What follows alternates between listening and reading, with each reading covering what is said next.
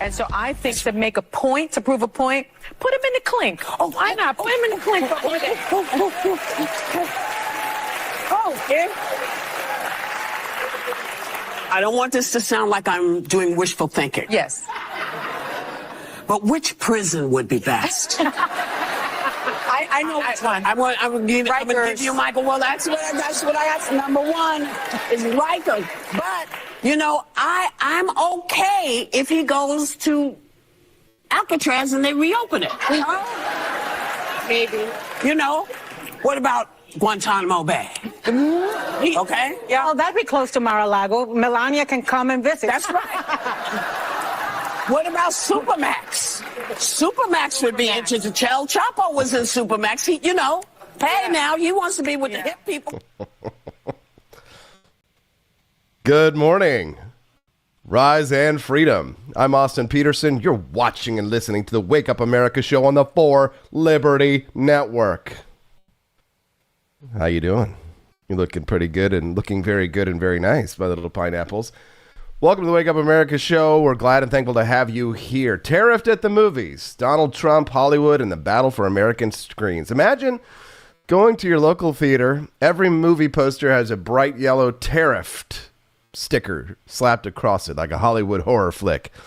But it's real life. President Trump just dropped a bombshell on the film industry, a 100% tariff on movies made overseas. And I've got a personal stake in this because as I work on my own documentary, The Battle of Athens, of course, tax incentives, they matter.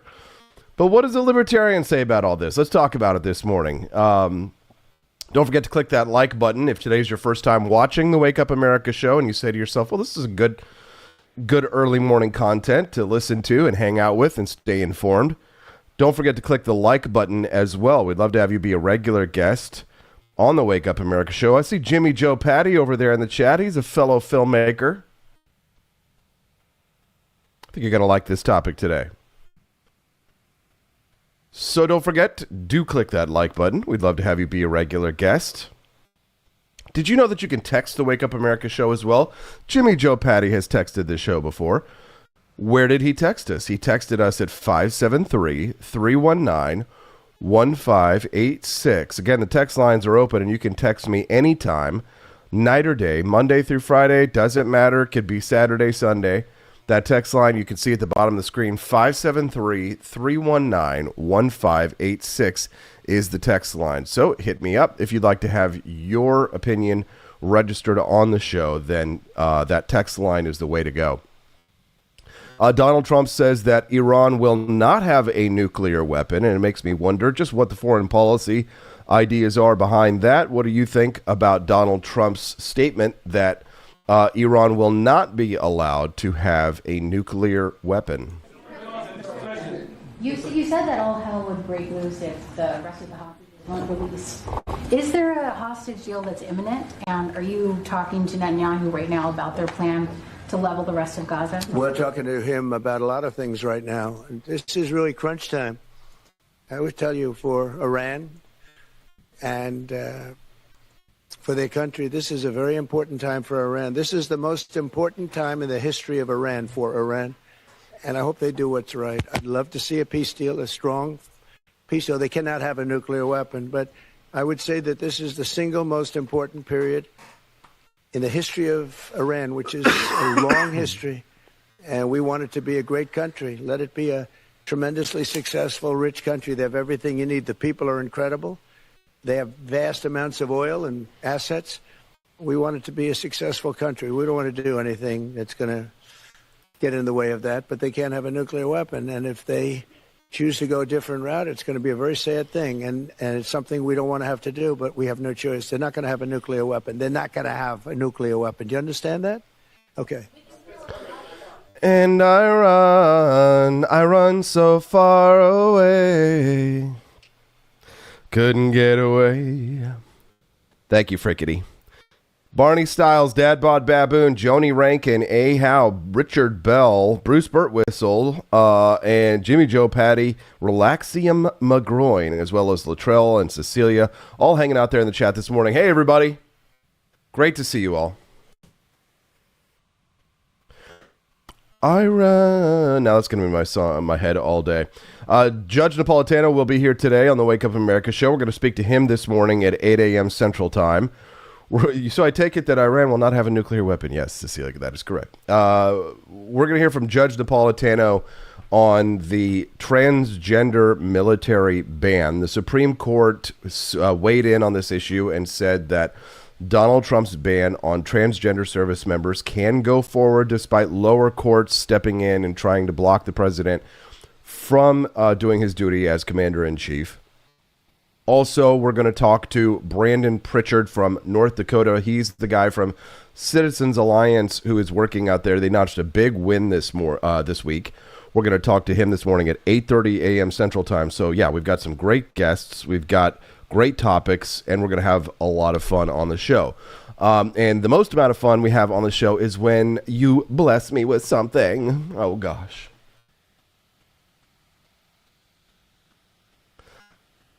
Please. What? Don't forget, we do have bonus content for you today. For those who don't know what bonus content is, what is bonus content? That sounds like a lot of fun. Well, all you have to do is grab your flags and click. And double click for bonus points if you know what that's from. The bonus content is a 5-minute mini documentary that is immune from tariffs, thankfully, that you can unlock when we raise enough money during the show. And the bonus content has become so important to keeping the Wake Up America show on the air. It's a strong incentive for you to make a Rumble Rant donation or to visit the For Liberty shop and check out some of the incredible items in our collection. If we hit $75 raised by the time we get to the end of the show, then you will unlock today's bonus content, which we've been having a blast producing these Lego-style mini documentaries. They've been very popular. So if you want to help get that started, then make a Rumble Rant donation. Can be $1, could be $5, $10, $20, whatever you like, over on Rumble. Or if you are, for example, watching us over on X or any of our other platforms this morning and you do want to contribute, then what I recommend you do is go to forlibertyshop.com. That's the number 4, libertyshop.com, and grab yourself a Gulf of America beach towel, which everybody loves. One person, though, they bought a Gulf of America beach towel, and I was like, hey, we don't like it. It's not good enough quality. Well, when they come in the mail, they're really compressed. They're extremely packed. You have to wash it once, and then it fluffs up. So I think that was the problem that somebody had with it. So you have to, once you get your towels in the mail, guys, put them in the washing machine and then the dryer, and then they'll be fluffy and beautiful. And you'll be able to enjoy your Gulf of America beach towels. We're also back over on Facebook this morning. So if you are the one person watching us over on Facebook, then we hope that you will enjoy the show this morning and help us to unlock that bonus content. Let's do it. And I run so far away. Couldn't get away. Somebody said they couldn't hear the audience clapping. Well, guess what? Now you can, because I just turned up the volume. How about that? For now, I'm negotiating with Trump on Rumble Rant tariffs. Womp womp. Come on, Nelson. Thank you, Frickety. That's $5 raised towards the $75 goal, so that means we only need to hit $70 to unlock the bonus content. All right, so let's talk a little bit about Hollywood. Hooray for Hollywood, that screwy ballyhooey Hollywood, where any office boy or young mechanic can be a panic with just a good-looking pan. Where any barmaid can be a star maid if she dances with or without a fan. Yeah, I'm in production right now for my first feature-length documentary around the Battle of Athens. Very fun, very scary. First time I've ever commanded a production this large, although I've worked on movies and television before.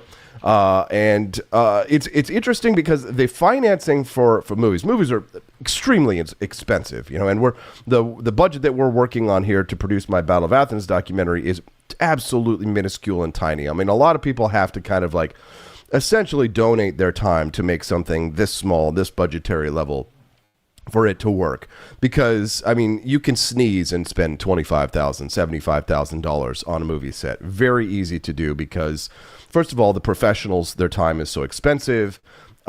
Building a set, right? It's better to shoot on location, but if you can't shoot on location, then you might be better off building a set. It's wild how fast costs can get out of control, right? And there are incentives that exist across many states for things like tax incentives, such as tax credits or rebates or things like that, which do exist for films. Now, for me personally, of course, being a libertarian Republican, I have very strong feelings about how tax systems and economics should work. And of course, not being necessarily a big fan of tariffs, I have a certain point of view on that. We're going to get into all of this and talk about how these tariffs might work, what the problems with these tariffs might be, not just from like an economic perspective, but I mean, where does the tariff go? Does it go to the person who's buying the ticket, and all of this? So the big news, of course, Trump announces a 100% tariffs on movies that are produced overseas. Relaxing McGroin says, I hope those are not the actual lyrics to that song. They are the actual lyrics to that song, FYI.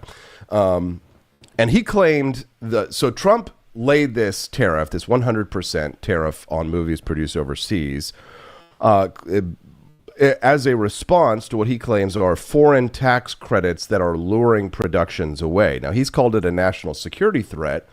And some people might just write that off if you don't know sort of how the Hollywood system works or how the filmmaking system works.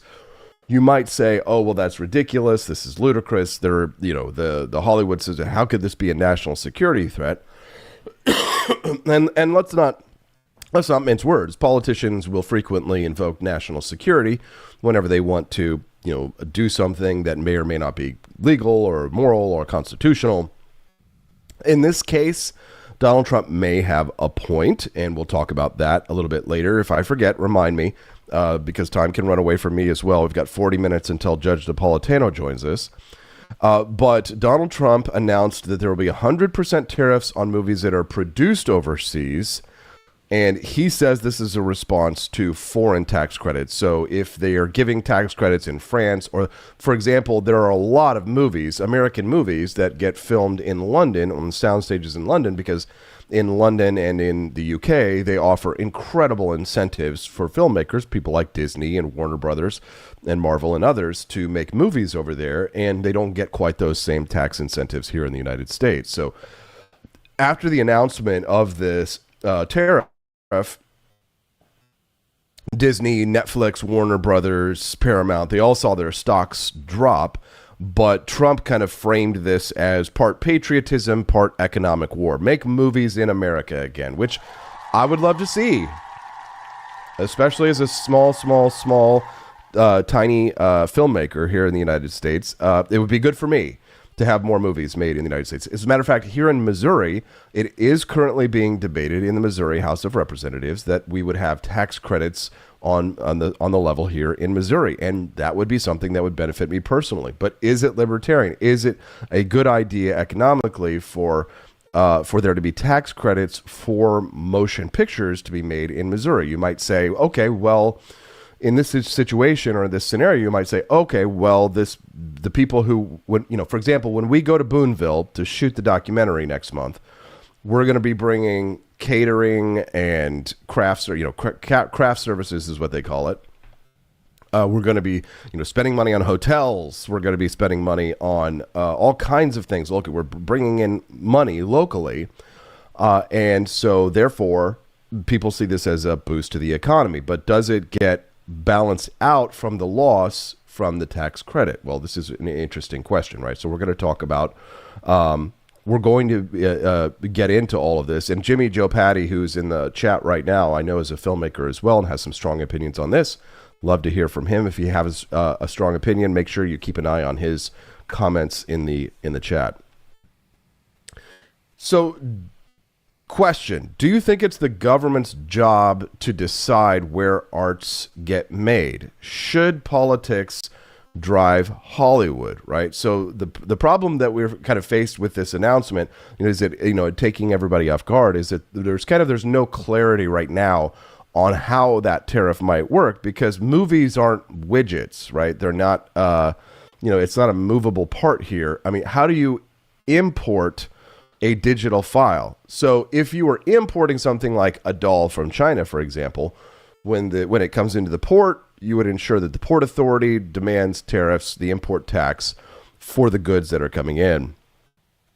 But if I am shooting a movie overseas, in London, for example, and I shoot all of these scenes and I create a digital file of that movie, I just bring it in over the internet, right? You don't send anything. There's no port. You just mail, or you just email it, or you send the clip through some upload, download service. So how does the tariff get collected, right? There's a bit of a question on that one. Now, would it target foreign productions, right? The actual production itself, post-production, or foreign talent, right? Because these are questions that you'd have to ask. So when you talk about production, there's pre-production, production, and post-production. Pre-production is writing the script, assembling the cast, hiring the directors and the actors, and doing auditions, and putting together everything that you need. That's pre-production. Production is the actual shooting of the movie, right? That's the actual lights, camera, action, quiet on the set, and go. Or foreign talent, right? So if we cast actors who are foreign in our movies, would there be a tax on hiring a foreign actor? So would the tariff impact foreign productions, foreign post-production? The post-production is where you're editing the movie, right? Adding sound effects and all those things. So would post-production be tariffed, right? So if you're shooting the movie, lights, camera, action, post-production, you're editing the movie, right? Or foreign talent, right? There's a lot of confusion about things like this. And it affects me personally, of course, so I have lots of questions about it. I want to hear your thoughts about it. Frickety over there translating the poster behind me says, "This is what it will be with the fascist beast. So saith Google Translate with the picture behind AP." That's very true, yes. That's a Russian poster from World War II. It says, "Kill the beast." I don't know if you can see it on. There we go. Yeah, you can see the kill the wolf. You can't see the whole thing in that frame, but the wolf is dead and bleeding out, and it's got the swastika on its forehead, and it has 3 bayonets in its head from the British, the Americans, and the Soviets from World War II, and it's the wolf is dead and laying over the Reichstag from World War II. So interesting poster. Kill the wolf. It says, "This is what it will be with a fascist beast." Absolutely. So do you think it's the government's job to decide where art gets made, right? Should politics drive Hollywood? I wonder what your thoughts are on this. You can send us a text at 573-319-1586. That's the text line. So there's no clarity yet on how the tariffs would work, because movies aren't widgets, right? How do you import a digital file? Hollywood execs and unions are kind of caught off guard and scrambling to respond. It doesn't affect me yet because I'm not big enough to be filming things overseas. I'm scrambling to get together a movie production I'm going to film here in in Missouri, and of course we have some in Tennessee as well. Nice to see you, Will Run Riot. Yeah, so hopefully we're going to have William Albrecht out there on the set with us as well. Nathan asked the question, do you think Trump will ever tariff foreign software engineers? I don't know, but whatever it is, if there's a tariff, he's never seen a tariff he doesn't like, so we never know.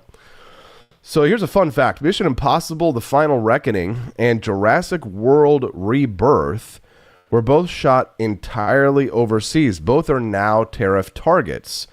And in a surprise twist, California Governor Gavin Newsom actually has teamed up with Trump to propose a $7.5 billion federal tax credit for U.S. film productions. It would actually be the largest ever subsidy for Hollywood at the federal levels. And then it would actually layer on top of state tax credits, because California already gives $330 million a year. So here's a question for you guys.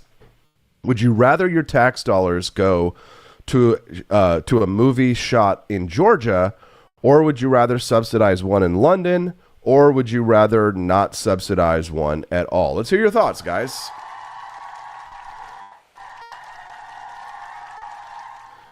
So from a free market standpoint, tariffs and subsidies are both government manipulation. They punish consumer choice, of course, and they benefit politically favored industries.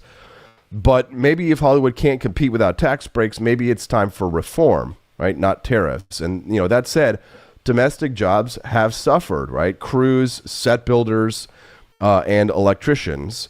Interestingly enough, the U.S. film industry has actually had a $15.3 billion trade surplus in 2023. We're not losing, we're winning globally. So here's a question for the audience. Should we end all film subsidies or should we keep them to compete? Let's hear your thoughts.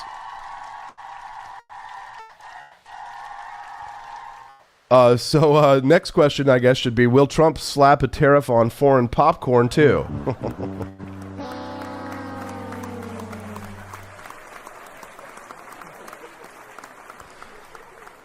So this is interesting. It doesn't necessarily bother me too much, but I like the idea of John Voight, Mel Gibson, and Sylvester Stallone as our Hollywood ambassadors. Rocky Balboa is now negotiating tax policy. Now, what's next?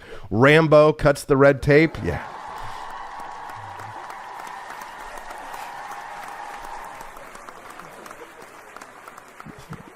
Tariff night fever, blockbuster blunder, real protectionism. How about this? Donald Trump needs to sign an executive order that mandates the return of blockbuster video.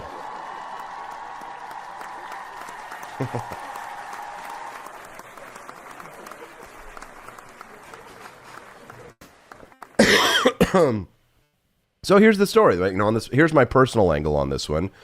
All right, so I acknowledge that the Battle of Athens documentary might benefit from tax credits. And it's entirely possible that if the state of Missouri gets something like this together, or if they decide to institute some kind of federal tax credit system for movies, that is something that would personally benefit me, because my hope is that this Battle of Athens documentary will springboard me into making bigger and bigger productions. My next idea is actually a reality show that I'm hoping to film. And that, but you have to, of course, raise the money to do something like this.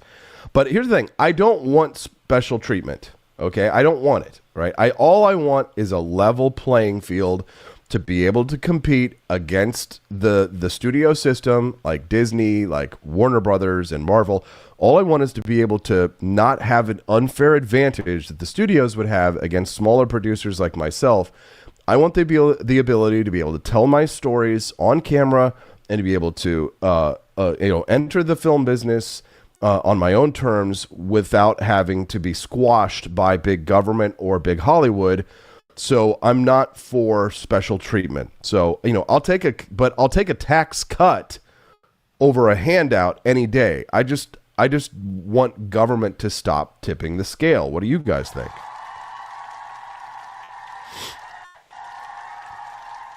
What are your thoughts on this one? So, the truth is, of course, tariffs are taxes on us, even when they're aimed at them. Now, economic nationalism might sound good, but it's often just central planning in disguise. Hollywood does need reform, but I think we should let the market decide, not Uncle Sam in a MAGA hat or a Gavin Newsom beret. And I think that Hollywood is reforming, and it's changing, but it's not because of this top-down approach. I mean, I think that the reality is that the film business has changed. They're not making, breakout films that are coming out every weekend. Movies are kind of more like events. Like, people are going to theaters to go and watch the Minecraft movie or the Super Mario Brothers movie. They're not necessarily going to see movies like what you and I would go and see back in the day, when people would make like Road to Perdition, right? These classic, classy films, or the Shawshank Redemption, or Stephen King movies and things like that, right? So it's it's the taste of the consumer that has changed. And listen, I can poop all over the taste of the American consumer like anybody else can. Is anybody else here tired of superhero movies as much as I am? I mean, as much as, look at me, and I'm a hypocrite. I'm wearing my Superman shirt, but I'm more Christopher Reeves and I don't even know any of the other new Superman. Right? I stopped watching. You know what happened to me? As soon as I saw Tobey Maguire. When Tobey Maguire was doing Spider-Man and did the weird dance down the street, when he took on the Venom character, that was it. that was it for me. I basically stopped watching almost every superhero movie. Once Tobey Maguire did that weird dance, and then he did the weird anti-Semitic shalom when he answered the phone when he was when he. Did anybody else notice that when Tobey Maguire became evil, he answered the phone with shalom? Just kidding, guys. But after that, I pretty much stopped watching superhero movies. Not to say that I don't watch some superhero movies. I absolutely do watch some superhero movies. And for our friends in the chat who just dropped that link for me on an economics YouTube channel, Infranomics, I just clicked on it and I saved it, and I will watch it later. Thank you for sharing that with me. The best way, though, to share things with me is to send them to me over on excuse me. The best way to share things with me is to send them to the text line, because then it's easier for me to find it later. 573-319-1586 is the text line. Again, 573-319-1586 is the text line. So Hollywood needs reform, but how do you reform people's tastes? I mean, I'm not going to go to movie theaters to see the Minecraft movie, I'm not the target audience, right? People would rather watch a superhero movie than watch something like Road to Perdition or the things that I want. So, like, as culture has changed, people's tastes have changed, and therefore we now have a situation where the film industry has changed to adapt to people's tastes. I mean, I miss, and this is just a nostalgia, but I mean, I miss Rambo, and I miss not just movies like Road to Perdition, but like great like big action flicks with practical effects. I'm just so tired of everything CGI'd. And it's not to say that I think CGI is bad. I like CGI in some cases. I think it makes sense. And especially when you're watching like Lord of the Rings and things like that, it makes perfect sense to use CGI for movies like that. And that's fine. But Peter Jackson is a true filmmaker and a true storyteller. And a lot of the problem, I think, with Hollywood is that it is so focused on the message, as our friend the Critical Drinker likes to say, that it misses the most important part of filmmaking, which is to tell an incredible story, telling beautiful stories. But apparently I'm one of the odd men out in this, in that most people aren't really necessarily interested in incredible stories. They're more interested in intellectual properties that exist that they can monetize forever and ever and ever. I was reading the Wall Street Journal several weeks ago, and this Wall Street Journal piece was talking about how new and original films just don't drive the box office returns that they used to back in the day. It's the case where if you make an original movie, people just don't watch them. So if you want to go to, and I have a lot of friends who are in Hollywood, and what I've heard is that if you try and pitch a movie, or if you pitch an idea for a film or a television show, the only way that you're going to get in the door is if it has an established IP attached to it, meaning that there is already a successful book or a successful movie from before. And they do this because, they have Hollywood quants, right? Quantitative analysts who are sitting down and saying, what are the movies that really perform? What are the ones that don't perform? And the movies that tend to perform are going to be the films that are based on the event. This is why you're going to see the Avengers Part 25, Captain America 75, Superman 750, the return of the return of the return of the return of Krypton, and that's because of moviegoers' tastes. It's because the people have stated preferences, of course, and they have revealed preferences when we talk about the economy. People say, I want foreign films, art house movies, new concepts. But what do they go to see? They go and they see the Minecraft movie. That's just what it is.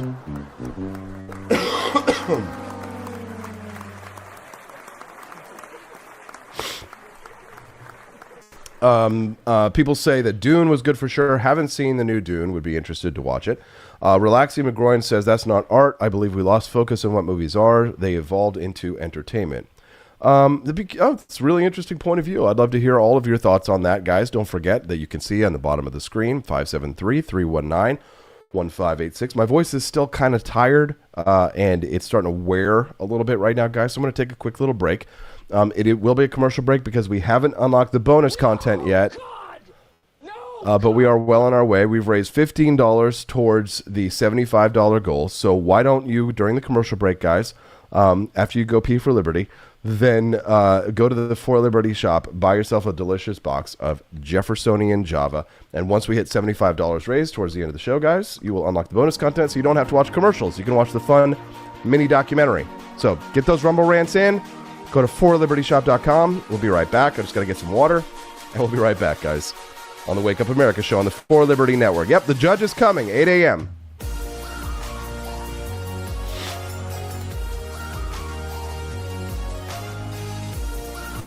When the Founding Fathers dreamed of liberty, they forgot one thing: coffee. Introducing Founding Flavors Coffee, the brew that built America, and the brew that's fueling a new revolution, one kitchen at a time. Small batch roasted, Patriot approved, and disappearing faster than a redcoat at Yorktown. Don't get left behind, soldier. Real patriots are starting their mornings with Founding Flavors. And trust us, freedom tastes better with a fresh cup in your hand. Stop drinking those tyrant brews who take your money and don't support your values. Stocks are limited, demand is booming, and your morning deserves a taste of liberty. Order now at forlibertyshop.com before the next shipment gets signed, sealed, and sold out. Founding Flavors Coffee, the official brew of morning rebellions everywhere. Get yours at forlibertyshop.com.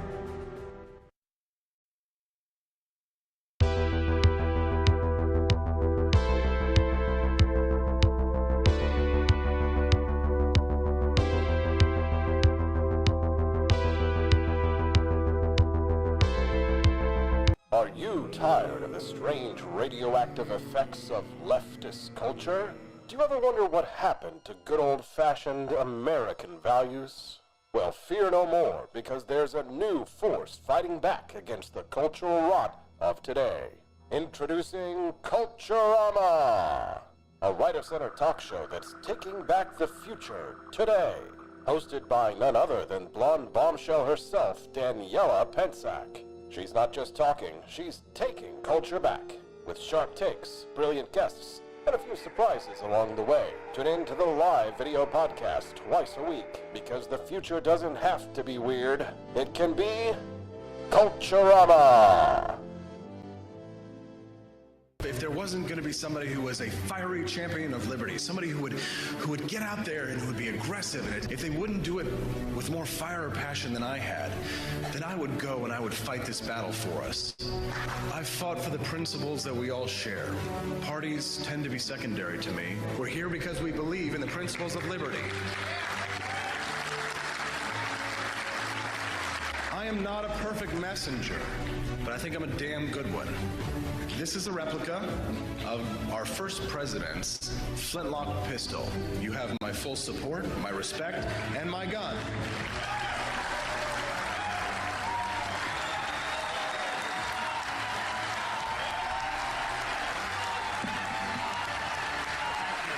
I think that the heart of my philosophy is much more libertarianism than well, that's the fashionable word these days, I guess. A conservative is no longer just that. He's a libertarian, and always has been.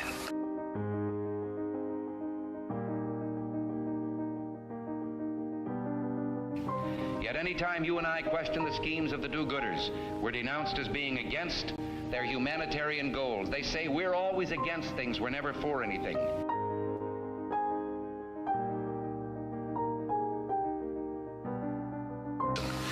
What is fascism? Fascism is private ownership, private enterprise, but total government control and regulation.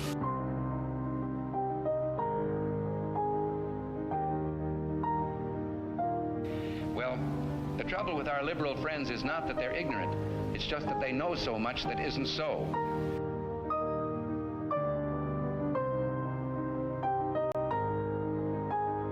If we lose freedom here, there's no place to escape to. This is the last stand on earth.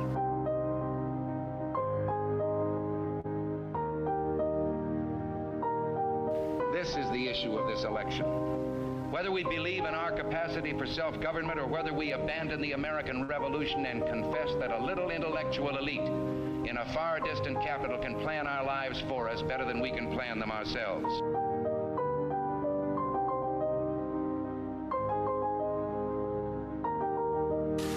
conservative, so-called, is the one that says less government. Get off my back, get out of my pocket, and let me have more control of my own destiny.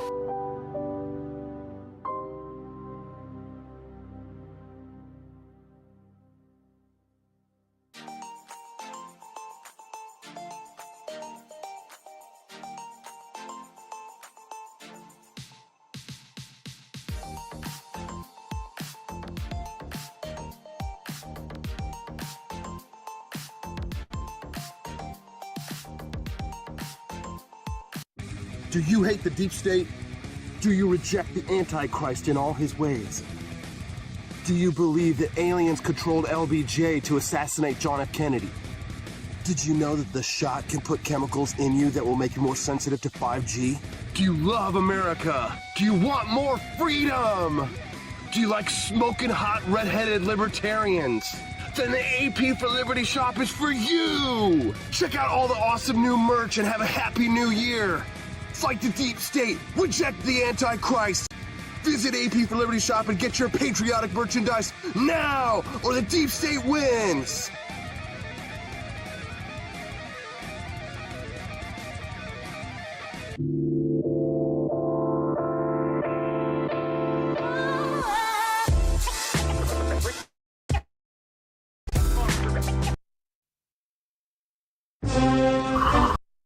Were you exposed? When the Founding Fathers dreamed of liberty, they forgot one thing: coffee.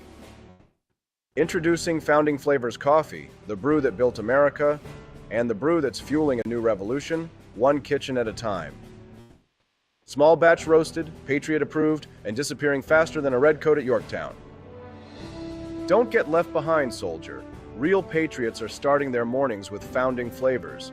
And trust us, freedom tastes better with a fresh cup in your hand. Stop drinking those tyrant brews who take your money and don't support your values. Stocks are limited, demand is booming, and your morning deserves a taste of liberty. Order now at forlibertyshop.com before the next shipment gets signed, sealed, and sold out. Founding Flavors Coffee, the official brew of morning rebellions everywhere. Get yours at forlibertyshop.com.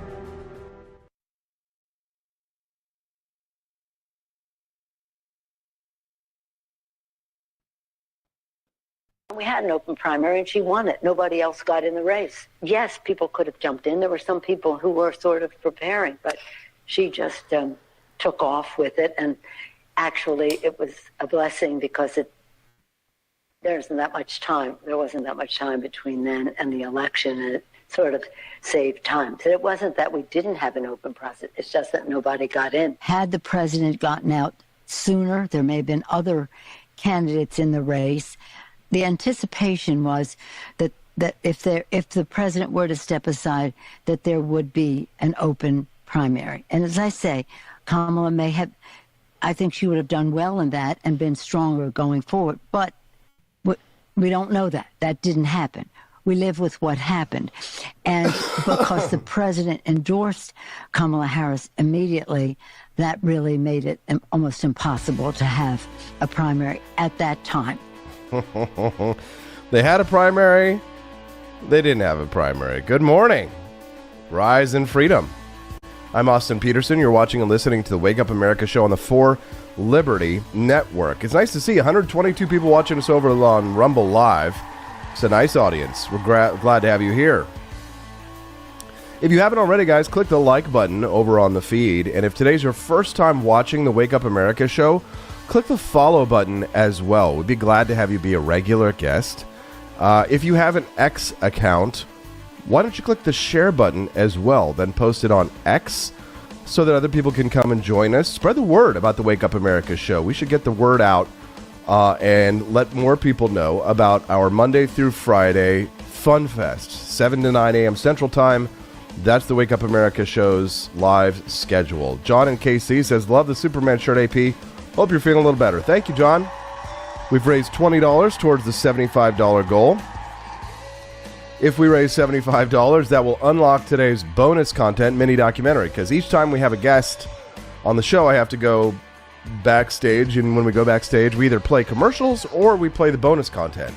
So if you want to see the bonus content instead of the commercials, then do what John Rael is doing and make a Rumble Rant donation, or go to forlibertyshop.com and make a purchase, guys. That way you can watch the fun bonus content, the mini documentary, instead of commercials when we go to the judge here in about 15 minutes.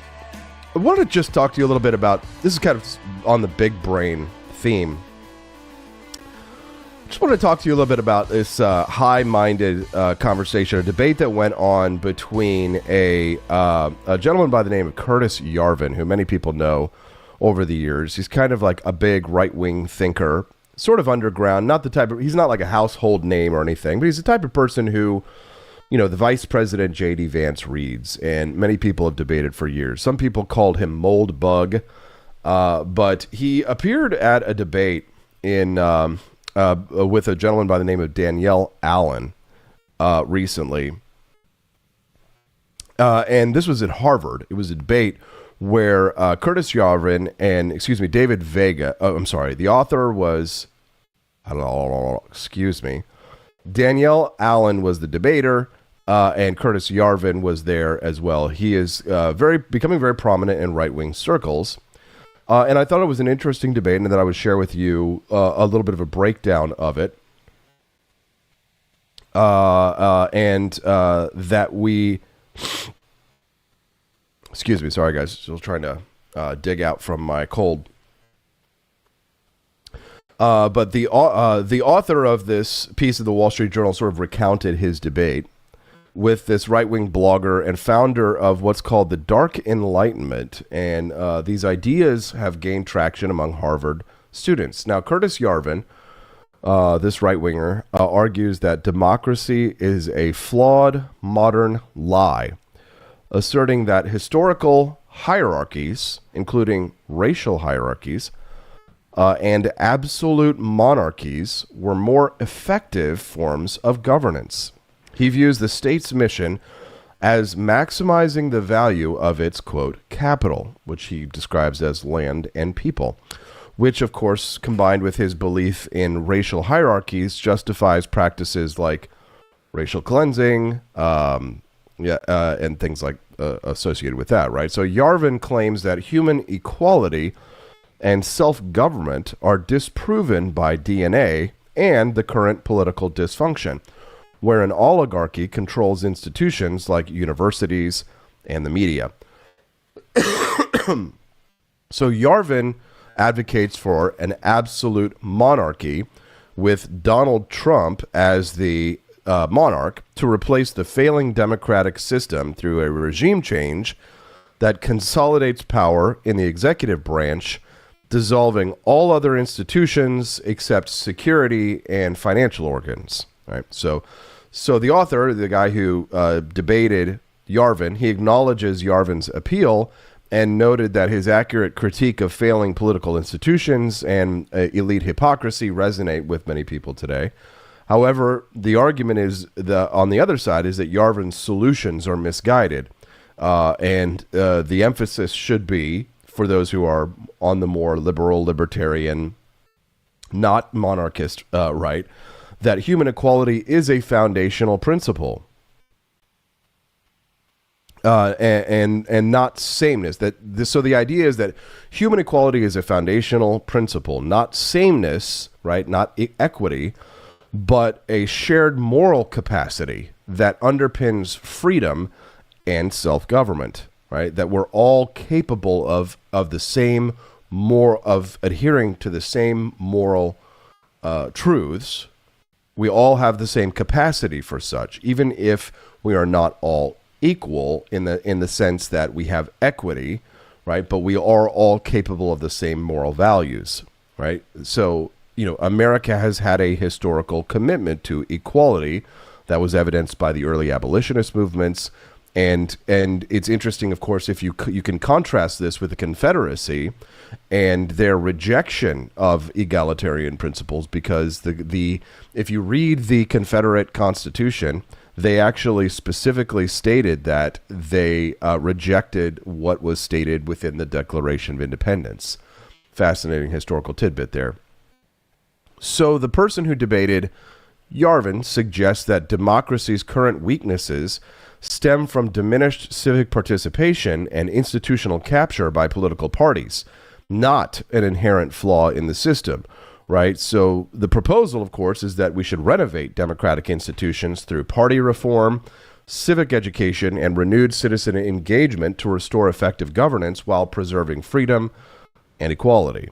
So Yarvin's argument is that democracy is a lie, that historical hierarchies and absolute monarchies were more efficient, and he supports racial hierarchies and proposes a monarchy under Trump, which is achieved through regime change that consolidates power. Yarvin's appeal, his critique of failing institutions and elite hypocrisy, is resonating with many people, particularly with those disillusioned by governance issues.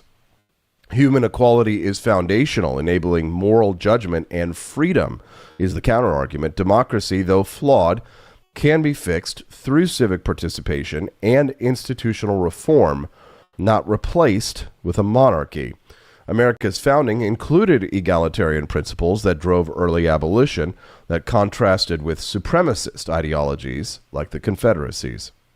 So what's the proposed solution? Strengthen democracy through party reform, civic education, and active citizen engagement to restore effective governance. Now, from a libertarian perspective, Yarvin's advocacy for an absolute monarchy is anathema to the core principle of individual liberty. His vision of centralized, unaccountable power, even if framed as a solution to democratic dysfunction, represents a massive expansion of state authority that would crush personal freedom and property rights. Libertarians would reject his racial hierarchies as collectivist nonsense, emphasizing that individual merit, not group identity, determines value. So while Yarvin's critique of institutional capture and elite hypocrisy aligns with the libertarian skepticism of centralized power, his solution, which is replacing one form of coercion with another, is a step backward. I much prefer a democratic renovation, but even that still raises concerns. I would say that over-relying on institutional reforms that would entrench state power or favor certain groups is a non-starter for someone like myself. Instead, we should advocate for decentralizing power, reducing government scope, and maximizing individual choice through free markets and voluntary associations. Civic participation is valuable, but only if it respects individual autonomy and avoids coercive collectivism. So, equality as a moral capacity aligns with libertarian views of equal rights under the law. But any reform must prioritize shrinking the state to protect liberty above else. Your thoughts? Send a text. So we have not unlocked the bonus content, but we got a little bit closer when Quest Fanning dropped a couple of bucks. So we've raised $22 towards the $75 goal. Remember, if we don't unlock the bonus content, guys, it goes away forever. You don't want to have that happen. Oh, God! So let's not let Michael Scott be sad, guys. Go to forlibertyshop.com while we go to the commercial break. We'll be right back with Judge Andrew Napolitano. If you unlock the bonus content during the commercial break, guys, then I will play it, and then we'll be right back with Judge Napolitano to talk about Trump's transgender military ban. We'll be right back. Don't go away. It's the Wake Up America show on the 4 Liberty Network.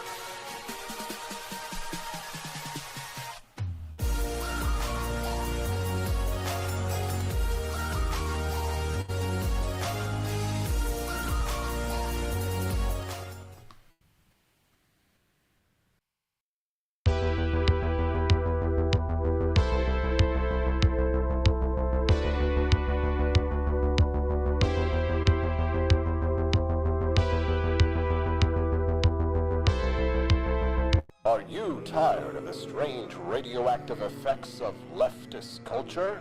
Do you ever wonder what happened to good old-fashioned American values? Well, fear no more, because there's a new force fighting back against the cultural rot of today. Introducing Culturama, a right-of-center talk show that's taking back the future today. Hosted by none other than blonde bombshell herself, Daniela Pensack. She's not just talking, she's taking culture back. With sharp takes, brilliant guests, and a few surprises along the way. Tune in to the live video podcast twice a week, because the future doesn't have to be weird. It can be Culturama. there wasn't going to be somebody who was a fiery champion of liberty, somebody who would get out there and who would be aggressive. And if they wouldn't do it with more fire or passion than I had, then I would go and I would fight this battle for us. I've fought for the principles that we all share. Parties tend to be secondary to me. We're here because we believe in the principles of liberty. I am not a perfect messenger, but I think I'm a damn good one. This is a replica of our first president's flintlock pistol. You have my full support, my respect, and my gun.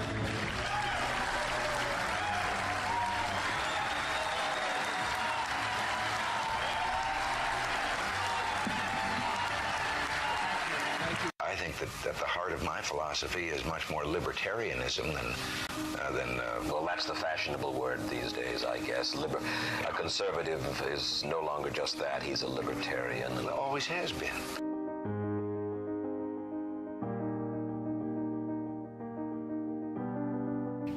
Yet any time you and I question the schemes of the do-gooders, we're denounced as being against their humanitarian goals. They say we're always against things, we're never for anything.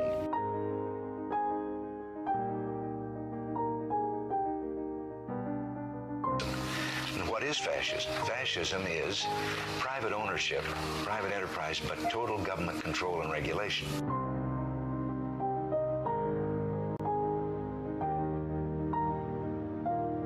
Well, the trouble with our liberal friends is not that they're ignorant. It's just that they know so much that isn't so.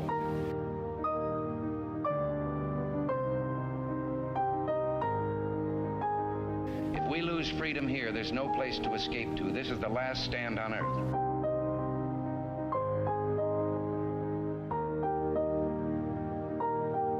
This is the issue of this election.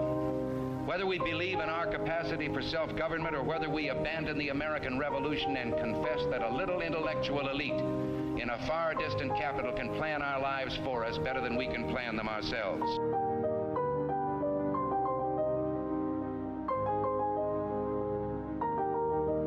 The conservative, so-called, is the one that says less government, get off my back, get out of my pocket, and let me have more control of my own destiny.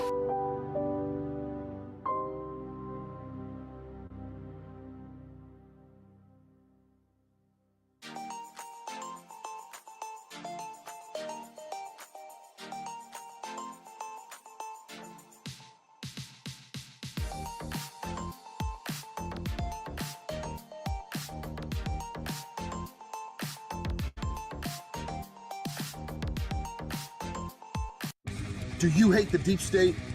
Do you reject the Antichrist in all his ways? Do you believe that aliens controlled LBJ to assassinate John F. Kennedy? Did you know that the shot can put chemicals in you that will make you more sensitive to 5G? Do you love America? Do you want more freedom? Do you like smoking hot red-headed libertarians? Then the AP for Liberty shop is for you! Check out all the awesome new merch and have a happy new year! Fight the deep state, reject the Antichrist.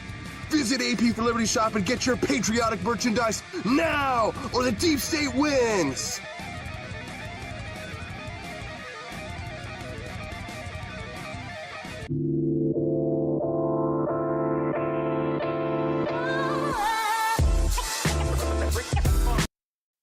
When the Founding Fathers dreamed of liberty, they forgot one thing: coffee. Introducing Founding Flavors Coffee, the brew that built America, and the brew that's fueling a new revolution, one kitchen at a time. Small batch roasted, Patriot approved, and disappearing faster than a red coat at Yorktown. Don't get left behind, soldier. Real patriots are starting their mornings with Founding Flavors. And trust us, freedom tastes better with a fresh cup in your hand. Stop drinking those tyrant brews who take your money and don't support your values. Stocks are limited, demand is booming, and your morning deserves a taste of liberty. Order now at forlibertyshop.com before the next shipment gets signed, sealed, and sold out. Founding Flavors Coffee, the official brew of morning rebellions everywhere. Get yours at forlibertyshop.com.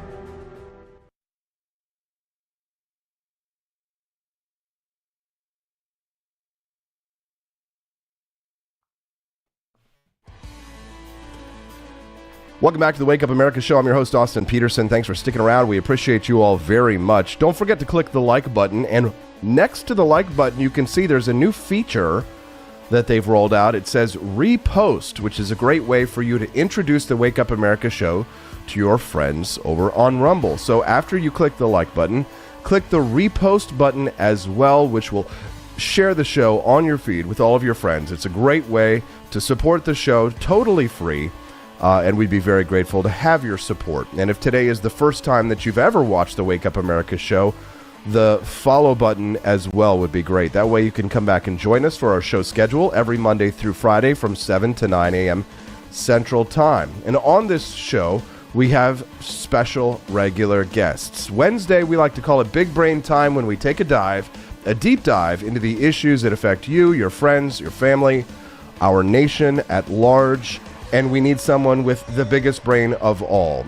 Years ago, this man and I worked together at the Fox Business Network, producing his show Freedom Watch. He now has his own show called Judging Freedom, which has so many more viewers than we ever had on the Fox Business Network. It makes me wonder, why does the legacy media even still exist? Well, He's gone from the Fox Business days, small audience, to Judging Freedom, enormous audience, bigger than he's ever had. Judge Andrew Napolitano, he's joining us live right now on the Wake Up America Show, and he does every Wednesday. Good morning, Judge. Nice to see you, sir. Good morning, Austin. Thank you again for your generous introduction. Very, very kind of you. Judge, I'm glad to have you here today to help me wrestle with an issue that is a question of morality, legality, constitutionality. First, set us up for this, Judge. Help us to understand. Donald Trump is the commander-in-chief. He announces that transgender members of the military are no longer allowed to serve. They will be kicked out of the military. And then the lower courts step in, try and block him. The Supreme Court allows it to go forward. Is it the proper role of the lower courts to step in on something like this? Help us to understand the constitutionality, the legality, the morality of this big question, Judge. So when the Civil Rights Act of 1964 was enacted, the word that was used to prohibit discrimination between men and women was sex, S-E-X. I had many conversations with Justice Scalia, who interpreted the word sex to mean gender, even though they didn't use gender, they used the word sex. And for 60 years, that's how the Civil Rights Act of 64 was interpreted. This present Supreme Court, in an opinion written by its most libertarian member, Justice Gorsuch, relying on the plain meaning of the word sex, says it is not limited to gender. It's limited to all things. It encompasses all things sexual, so it expressly includes LGBTQ+. So this Supreme Court ruled that the Civil Rights Act of 64, among other things that it does, I'm not talking about its intrusions onto private property, which is a fascinating subject but not really relevant here, prevents the government from discriminating on the basis of LGBTQ+. So that's the background for where we are today. We went through this once before in the first Trump administration. He had his secretaries of defense ban transgenders. The courts restrained him. The Supreme Court, without issuing an opinion, lifted the restraint, allowed the case to move through the courts. By the time the case moved through the courts, Joe Biden was president, who removed the restraint on transgenders, and many joined. Now the restraints are reimposed by Trump, and the prohibition is reimposed by Trump, and the restraints were put on by federal judges relying on this Gorsuch opinion. Yesterday, the Supreme Court, without issuing an opinion, and with 3 dissents without writing a dissent, is very troublesome when they do this, and I'll explain why if you want to hear it in a minute, merely lifted the restraint. It didn't say why. It didn't say how lifting the restraint can be reconciled with the Gorsuch opinion, but it lifted the restraint and sent the case back to the Ninth Circuit to send it back to a trial judge in Washington State to litigate whether or not the government has a compelling interest in discriminating against LGBTQ service members. That's the procedural history. The arguments are, one, LGBTQ plus is protected from discrimination. There's no evidence that the service people failed to do their jobs. In fact, the people who are the plaintiffs in this case have extraordinary military records. The flip side of that is the president is the commander-in-chief of the armed forces, and the courts should defer to his judgment and the judgment of those he hires to advise him, like the Secretary of Defense, whom you and I both know personally. That should not be second-guessed by the courts. As for commander-in-chief, when Madison wrote that the president was commander-in-chief of the armed forces, there were no armed forces. His intention was that the president would be commander-in-chief in wartime, not a dictator of the military, but a troop leader in time of war.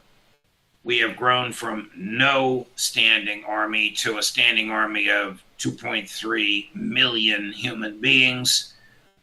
We have grown from a commander-in-chief in wartime to a dictator of the military in all things. That's my best understanding of where we are today. Okay, Judge, thank you very much for that broad overview, and we appreciate that. It helps us with our understanding here.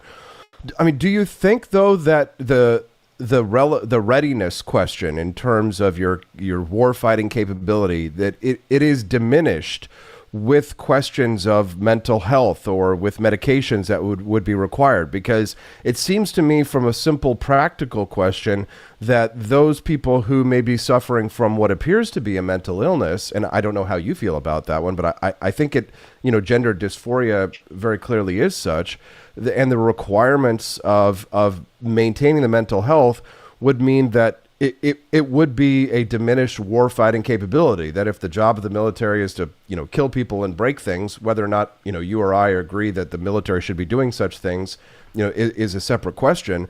But do you believe that the warfighting capabilities of the military are diminished by allowing people in who ostensibly have a mental illness and require medications? Well, that would be the government's burden to demonstrate this. And that, this is a contest of experts, as well as an examination of history, the military records of the people that are in there. To me, this changing of the gender by surgery is utterly reprehensible, profoundly immoral. But like you, I believe that you own your own body and you can do to your body whatever you want. But the government, when it discriminates on the basis of personhood, must meet a higher standard than just rational basis. It really has to show that it has a compelling interest in keeping these folks out of the military, particularly in a time when recruitment is down. So all this stuff is going to be examined in trial. Is recruitment down? Does this impair morale? Is this an unjust burden medically and financially on the government? By and large, what is the anecdotal evidence about how the transgendered folks operate in the military under the stress of battle, which thanks be to God we don't have now, although we probably will soon, because no matter who you vote for president, you could get John McCain.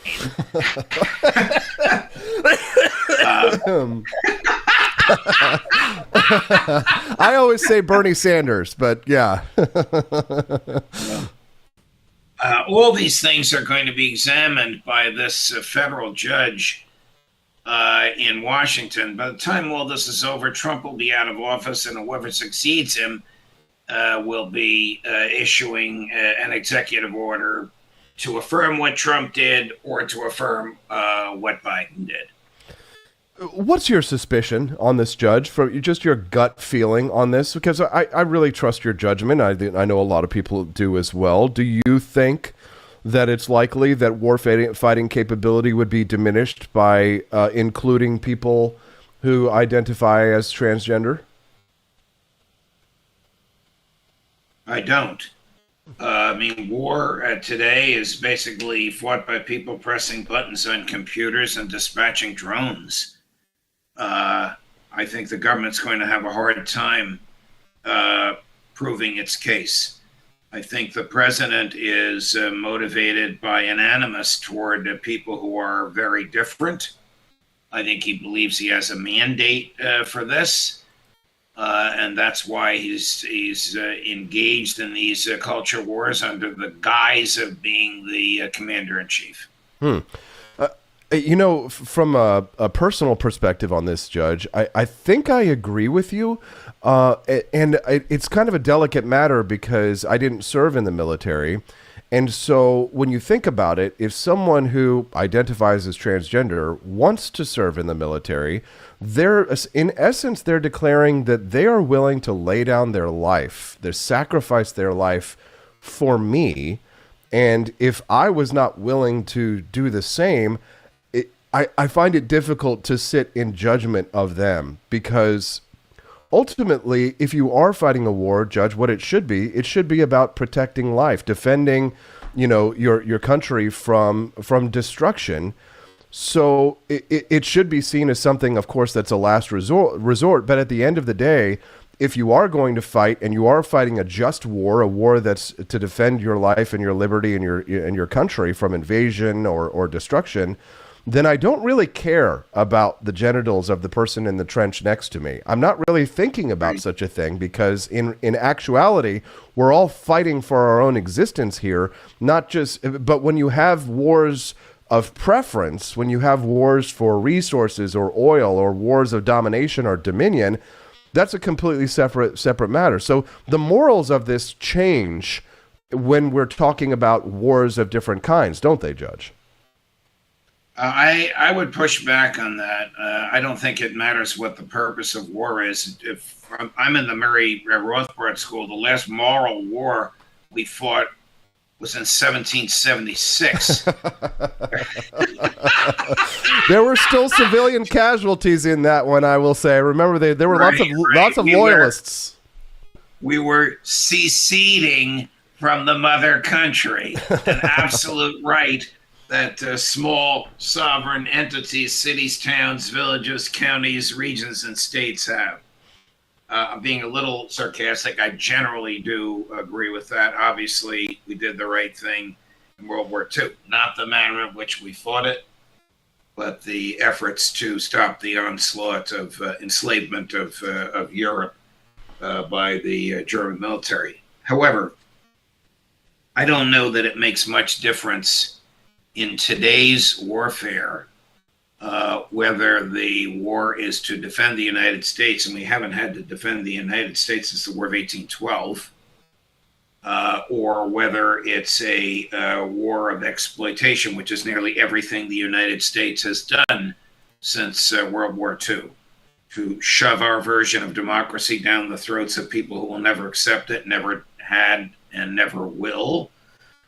Or some sort of a proxy war like we're fighting now in Gaza and in Ukraine. I'm speaking to Judge Andrew Napolitano.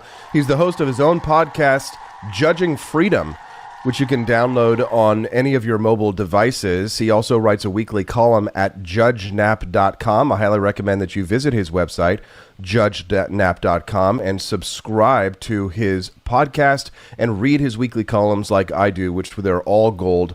And we're grateful to have Judge Napolitano join us every Wednesday here on the show. If you enjoy these conversations, then please come back and join us Wednesdays at 8 a.m. Central Time for these discussions between Judge Napolitano and myself. Judge, any thoughts on reopening Alcatraz? And if you're against it, would you change your mind if we sent politicians there? I'm against it because it won't work, and it's radically expensive. There's no water on the island, So you have to take water from the ocean and boil it and do what they do on submarines to remove the salt from it. You can't really build anything on the island because it's nicknamed the Rock. It's just a rock. You would have to transport prison guards there every day. I mean, this is a symbolism that attracts President Trump, but it's extremely inefficient, and I don't think it would work at all. There was a very good reason why the government closed it down in the 60s. Bobby Kennedy visited it and decided this is no place to house people. In fact, they would have to level it and start all over, which means you have to transport everything by boat out there, all the construction workers, all the construction equipment. It would be far cheaper to build something in Colorado or Utah, where the government owns millions of square acres of unused real estate. To the extent that we need it, I mean, he's talking about places to house human beings who are here illegally. He's not talking about places to house persons who have been convicted in federal courts. There's more than adequate space for that. Okay, but if they decide that they are going to send politicians there, Judge, I wonder. I think you might consider changing your mind. Just don't revamp it, don't renovate it. Just make them live out there on the island. Maybe they can have some kind of Hunger Games style fight over it. Judge, I'd love to hear your thoughts that you've written up this week in your column. Can you give us a sneak preview with your column talking about the Patriot Act? Well, when the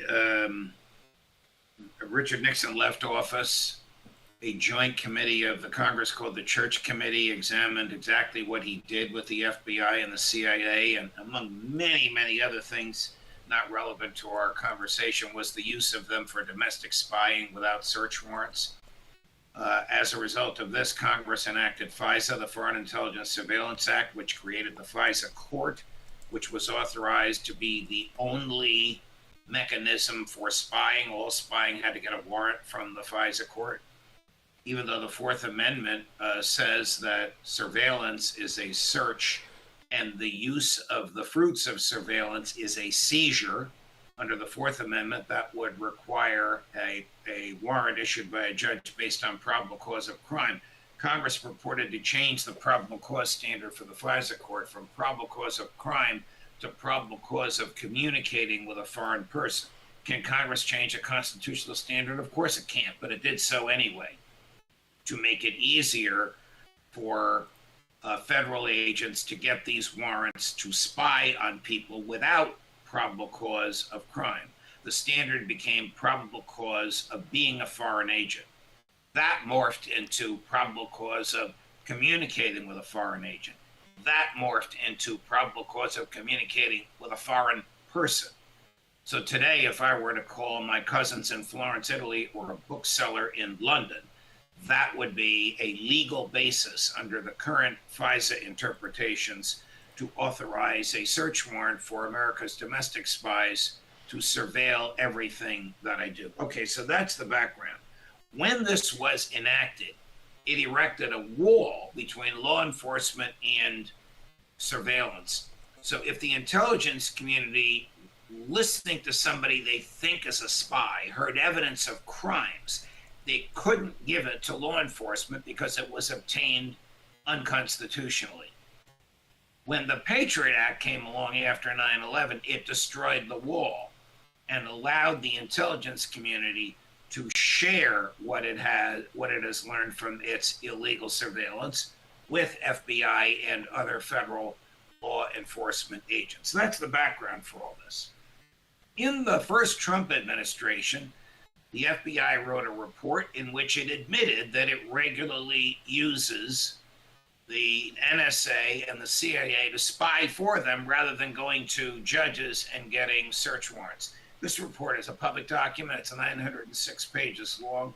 The FBI sat on it until after Trump was out of office. It was revealed in the Biden administration just to senior persons in law enforcement. It was revealed to Congress in 2024. Why did I write the piece? I wrote the piece because today, in May of 2025, the President of the United States, who was himself victimized by this spying in 2015 and 2016, hasn't changed a thing. And the whole generation of law enforcement that has grown up since 9/11, which has been taught to spy first and worry about the lawfulness of it later, is continuing on its merry, unconstitutional ways. Judge, who do you have coming up on your excellent show, Judging Freedom, today? I have Jeffrey Sachs at 11 o'clock. Ian Proud, a former British diplomat who comes on to tell us what's going on to the extent he can in the minds of Frederick Merz, Keir Starmer, and Emmanuel Macron. Aaron Mate, who's doing some great research on what NATO is planning to do once the United States turns off the spigot in Ukraine. And Phil Giraldi, the former CIA agent that George Bush threw out of the Oval Office when he told him Saddam Hussein had no weapons of mass destruction. So I'm still having a lot of fun with the podcast, and I love my Wednesday mornings with you. We missed you last week, Judge. The good old days. Absolutely, Judge. We're so grateful that you join us regularly here. Now we've been going for 3 years on the Wake Up America show, and we've basically almost never missed a Wednesday. And I know our audience really loves it because they're so excited whenever you pop up in the show. So thank you, Judge, and we look forward to hearing from you again next week.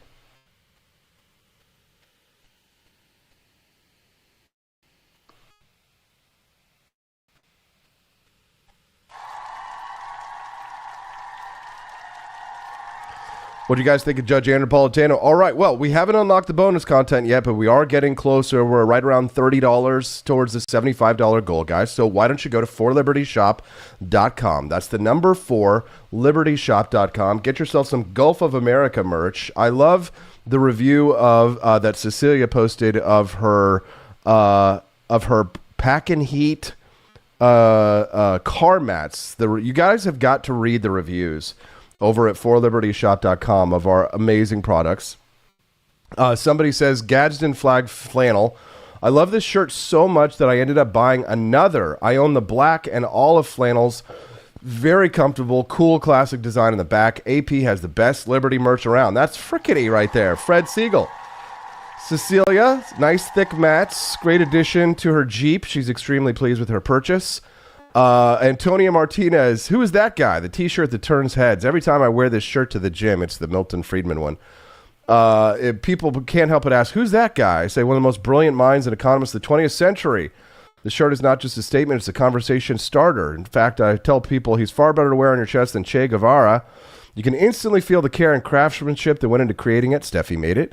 Knowing it's made with love by your company has an extra layer of meaning. Very pleased to support the product line of forlibertyshop.com. James Connolly likes himself some Revere's Rebel Roast.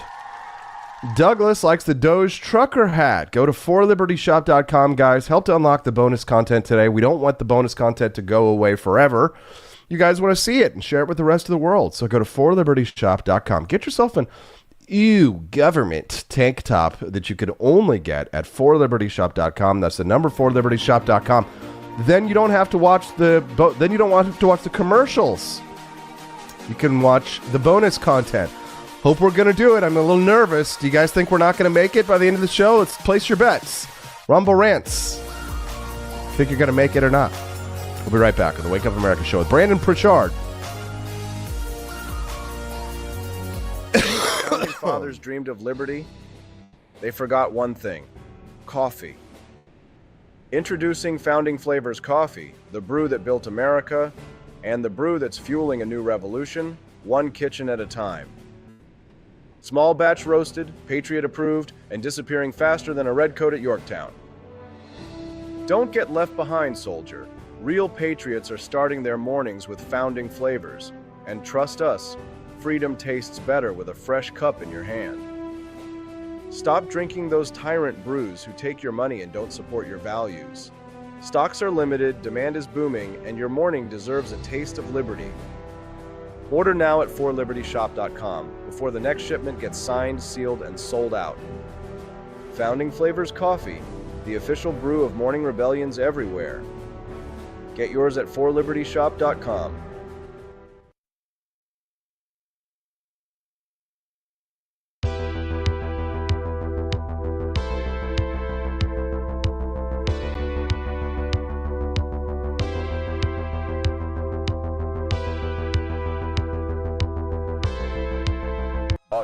tired of the strange radioactive effects of leftist culture? Do you ever wonder what happened to good old-fashioned American values? Well, fear no more, because there's a new force fighting back against the cultural rot of today.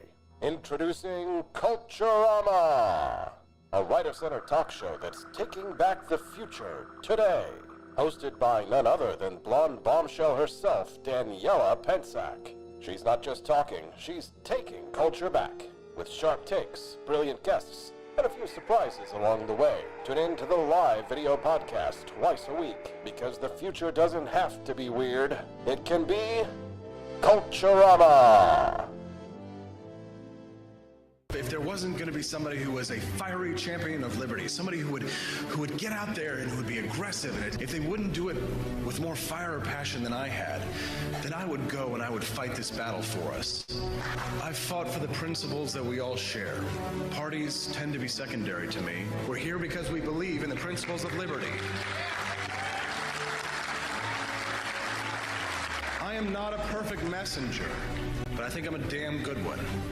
This is a replica of our first president's flintlock pistol. You have my full support, my respect, and my gun.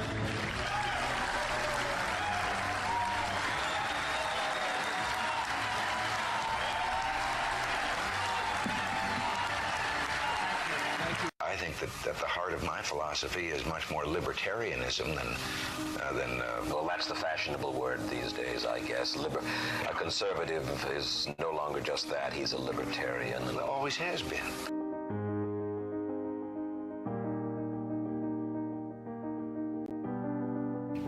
Yet any time you and I question the schemes of the do-gooders, we're denounced as being against their humanitarian goals. They say we're always against things, we're never for anything.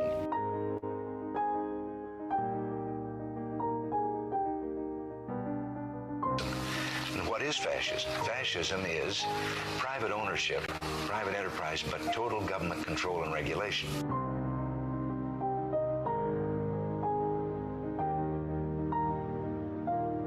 Well, the trouble with our liberal friends is not that they're ignorant. It's just that they know so much that isn't so.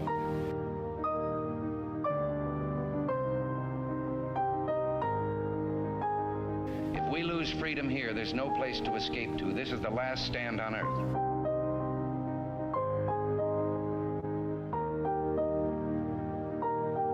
This is the issue of this election. Whether we believe in our capacity for self-government or whether we abandon the American Revolution and confess that a little intellectual elite in a far distant capital can plan our lives for us better than we can plan them ourselves.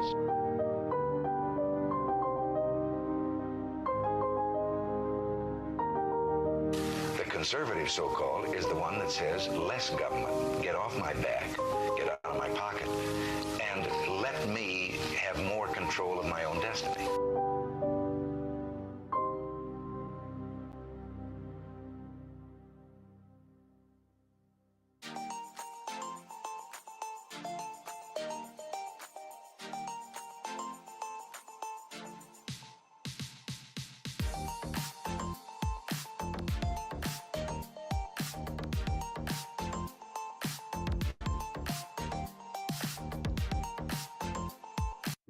Do you hate the deep state?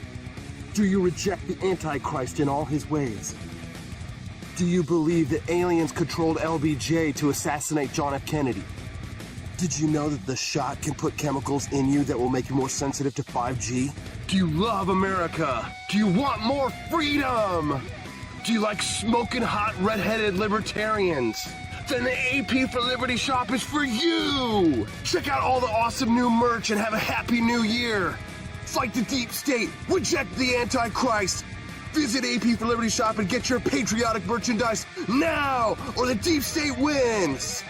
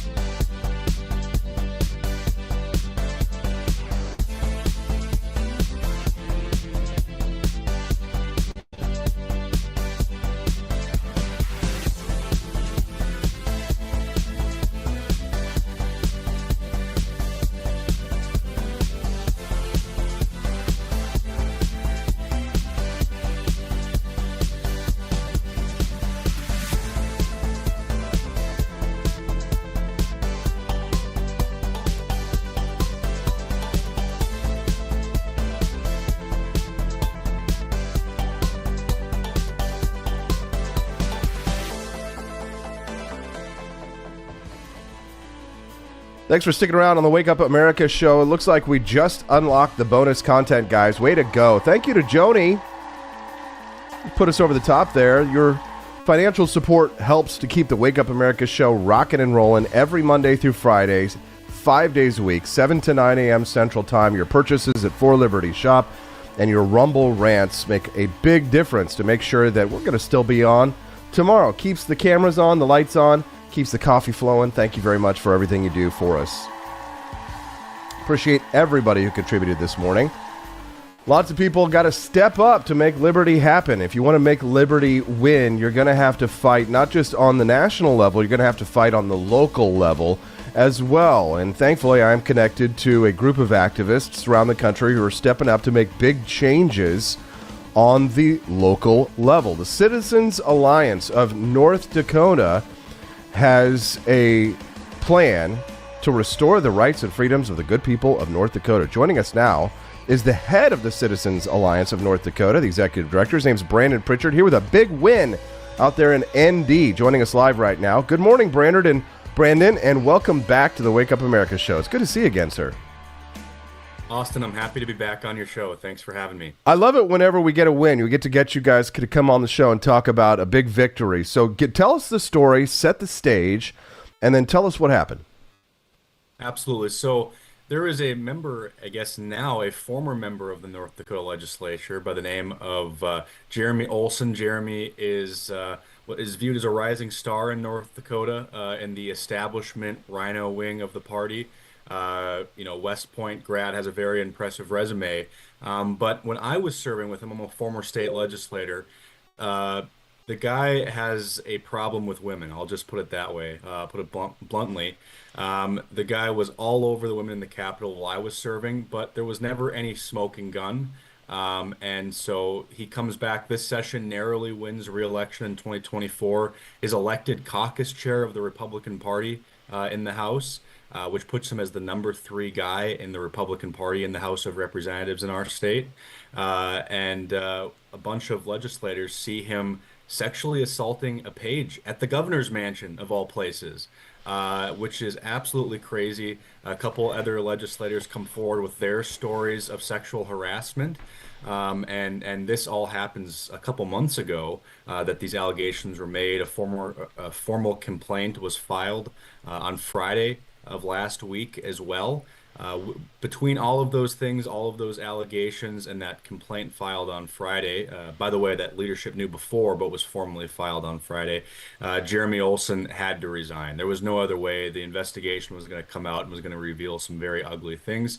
So Jeremy Olson is now pushed into retirement. A rising star in the establishment wing in North Dakota is now officially retired and probably dead in the water for any future political run. So when you say he's like part of the establishment wing, I mean, the stuff about the sexual harassment, all that, I mean, unconnected to his role, like as a member of the legislature, in some ways, from the perspective of people who might consider him a rhino or a member of the establishment or what have you. I guess my question for you here on this is, so the sexual harassment things, this was, I mean, obviously the kind of questionable behavior that should make someone step down. But why is it that you call him a member of the establishment? What were the things that he did that you disliked that were unconnected to these sexual harassment allegations? Absolutely. One of the reasons that we tried to take him out last election, I mean, the guy won re-election by like 1%, and we almost had him. We almost had his seat.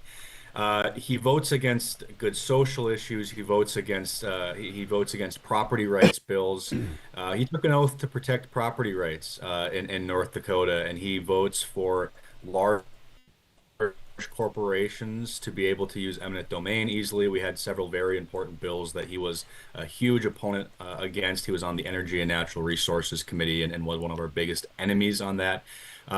Anything that moves, he wants to fund it. So any funding bill out there, he's wanting to fund. A spending bill he wants to spend money on. So he was viewed as a big spender rhino that didn't care about property rights and that didn't care about the social issues that his community cared about. The community that he lives in voted something like 80% for Donald Trump in 2024. Yet he's voting for, I mean, just crazy, crazy, outlandish stuff in terms of social issues.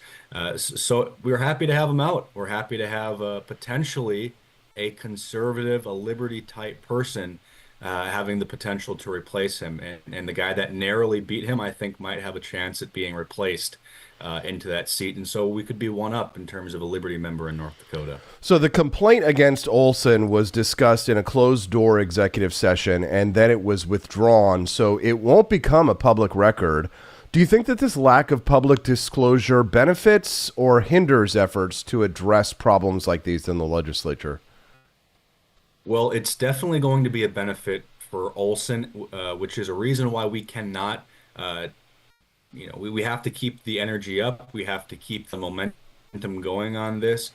Right now, the narrative in a lot of circles is that he resigned because of work, and he's too busy, or family matters. And so we need the public to know that this was not a resignation. Representative Jeremy Olson did not resign because of family matters or because of a difficult job situation outside of the legislature.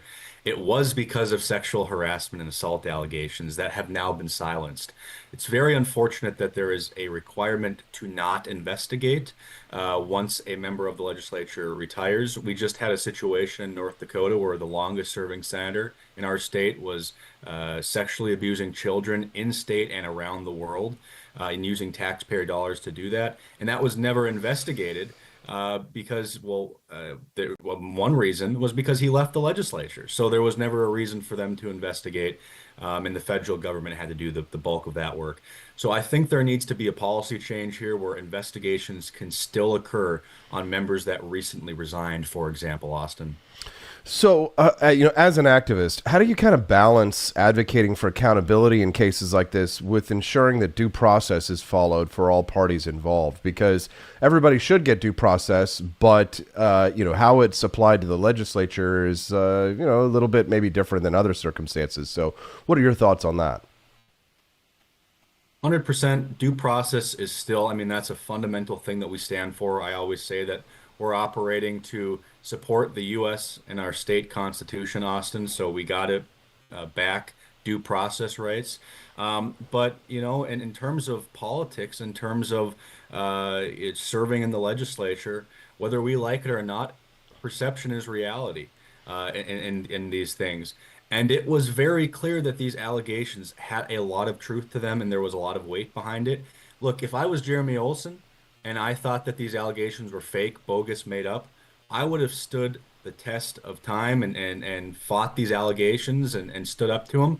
But in his situation, he knew that he was guilty. He knew that he did really unspeakable things. And so he had to resign so that investigation wouldn't happen. Now, if we're going to, convict him of any civil or criminal penalty, of course, that's due process. That's the process of going to the court system and going through the judicial system. But in this circumstance, this was a matter of public perception that he knew he was going to lose. And so he had to step down to try and save face to any extent possible. I'm speaking of Brandon Pritchard of the Citizens Alliance of North Dakota. We're glad and thankful to have him joining us here live this morning discussing a particularly egregious case of a legislator who was required to step down due to all of the harassment allegations against him. Citizens Alliance fights for liberty in North Dakota and found an easy target in Olson, who, as Pritchard has explained here, was someone who never saw a budget that they didn't want to fund, or a spending bill that they didn't want to spend, and or a private property right that they didn't want to abscond with. One question here for you regarding, the role that activists like yourself in engaging communities to demand accountability and also advocate for safer workplaces in government. What role can activists like yourself and the Citizens Alliance play in this? What do you do exactly when you're faced with a situation like this? What is the role that Citizens Alliance plays? Well, we come on to the Austin Peterson show. We have to spread. Yeah. We have to spread the message. Otherwise this is going to go under the rug and everybody's going to think that Jeremy Olson is a good guy that's serving his community. We need to spread the message when these things occur, when sexual harassment or very clear corruption occurs. That's the point of political advocacy, is to be a watchdog in our state, in our region, and to make sure that the people of North Dakota know that not everything is rosy in our state. And by the way, it's not all negative. It's also to praise the liberty type. Austin, we want to make sure that the people in North Dakota know who the good guys are, but also know who the bad guys are. Okay, Brandon, is there anything else that you'd like to share with our audience or plug before we let you go today? Absolutely. I would like your audience to know about canned, CAND.WIN. That's can.win. You can go to our website. You can see our pledge that we ask every legislator in the state to sign. If you feel so inclined, please donate to our cause. We're trying to fight liberty in North Dakota and make North Dakota the example of a liberty state. And with your help, we can do that. So thank you, Austin, for having me on the show. Thank you, Brandon. Thanks for fighting for liberty and for standing up with the Citizens Alliance of North Dakota. We look forward to having you back again for your next big win. Congratulations. Thank you so much. Thank you. Fat phobic. I just don't want to be fat. That's not how it works. No, seriously, I have no problem with fat people. I think they're beautiful. I'm all for body positivity or whatever. I just don't want to be fat. Actively not wanting to be fat is fat phobia. And therefore, you're fat phobic. And so what? Am I supposed to want to be fat? Literally nobody is saying that. There is little to no evidence that we have any control over our size long term, so... Wait, what? What? Nobody is saying that. There is little to no evidence that we have any control over our size long term, so we might as well just stop wanting size changes in general. So what am I supposed to do then? Read up on fat liberation, follow fat activists and creators, and commit to unlearning your fat phobia. But...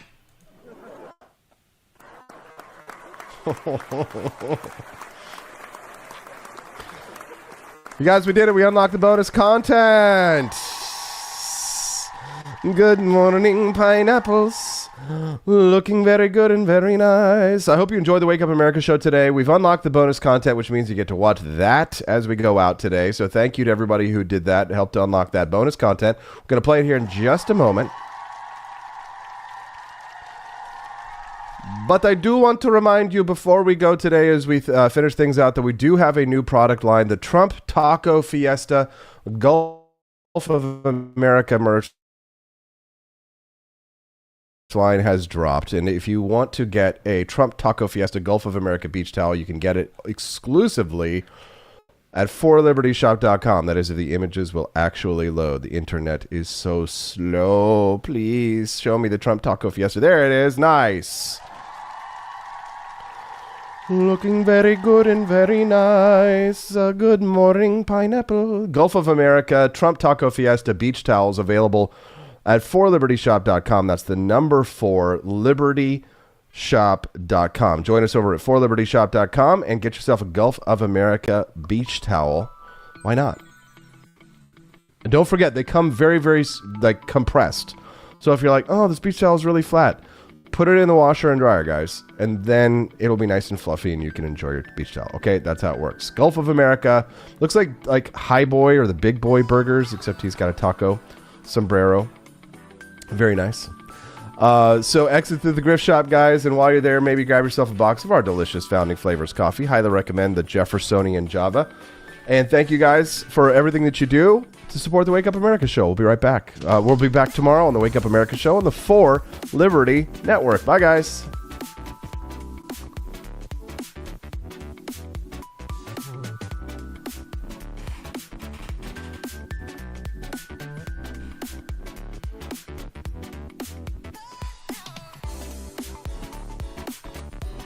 Good morning, pineapple. Looking very good, very nice. Good morning, pineapple. Looking very good, very nice.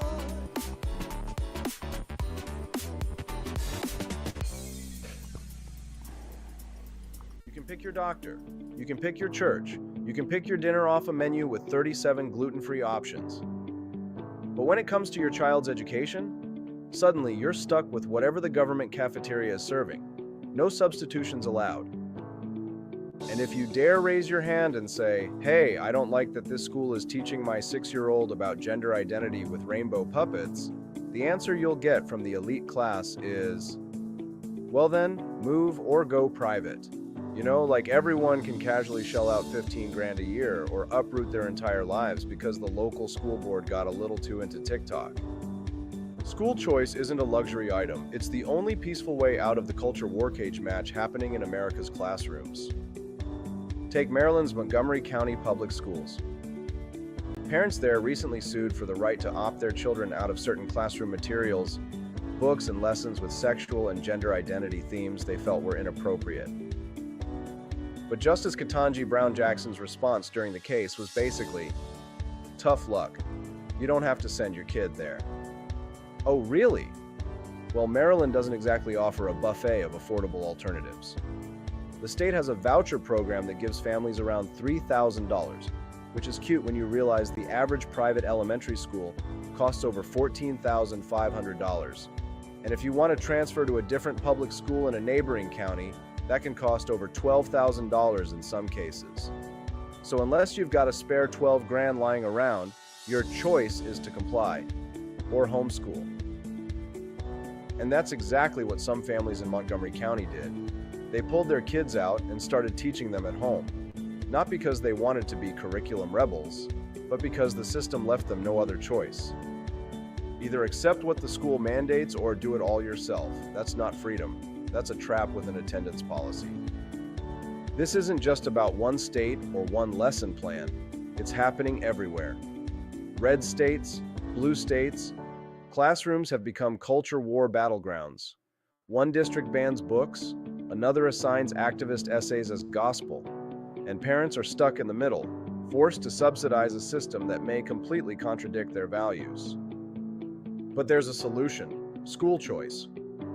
Give parents the funding to choose what's best for their child, whether that's a religious school, a classical academy, a charter program, or even a homeschool co-op. Let the money follow the student, not the system. Critics howl that school choice drains resources from public schools. But here's a wild idea. Maybe public schools wouldn't be losing students if they were, I don't know, doing a better job. Competition isn't destruction. It's accountability. If a local school is hemorrhaging kids because families are voting with their feet, maybe, just maybe, it's time to stop blaming the families and start fixing the schools. And here's the truth they don't want to say out loud. School choice doesn't just benefit conservatives. It empowers everyone.